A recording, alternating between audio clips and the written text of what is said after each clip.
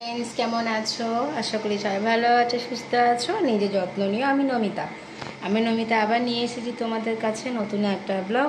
বাইরের অবস্থাটা দেখেছো কি সুন্দর?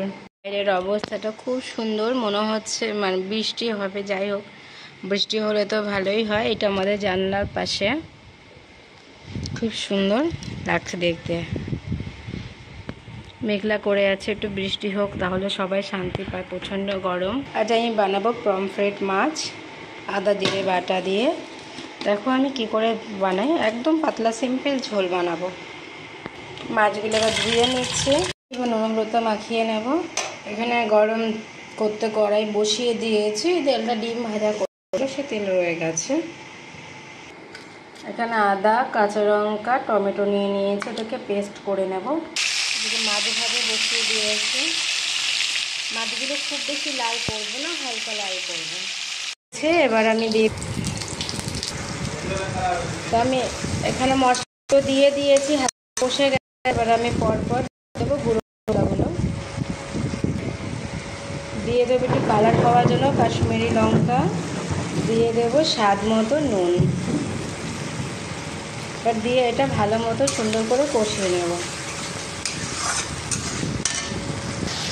এখানে আমার মশলাটা কষানো হয়ে গেছে। এবার আমি দিয়ে দেবো জল।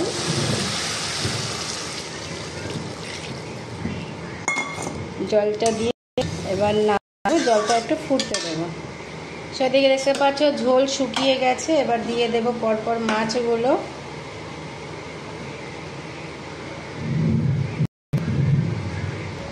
মাজা হয়ে গেছে, আর 5 মিনিট রেখে দেবো এরকমই, ফুটুক ঝোলটা। সেখানে আমার মাছ প্রায় হয়ে গেছে। উপর থেকে হালকা একটু গরম মশলা ছড়িয়ে দিলাম, দিয়ে এবার নাড়া দেবো।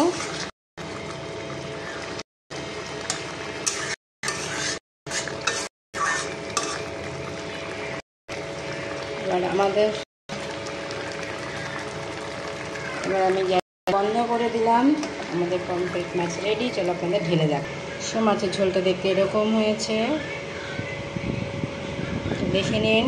আর আমার চ্যানেলটা যদি ভালো লাগে অবশ্যই সাবস্ক্রাইব করে দেবেন, আর প্লিজ সাপোর্ট করো। আর এতে যদি কোনো সবাই আমি এরকমভাবে রান্না করি, তোমরা কীভাবে রান্না করো প্লিজ কমেন্ট করে জানিও। তো আজকের জন্য টাটা, বাই বাই, দেখা হচ্ছে পরের ব্লগে।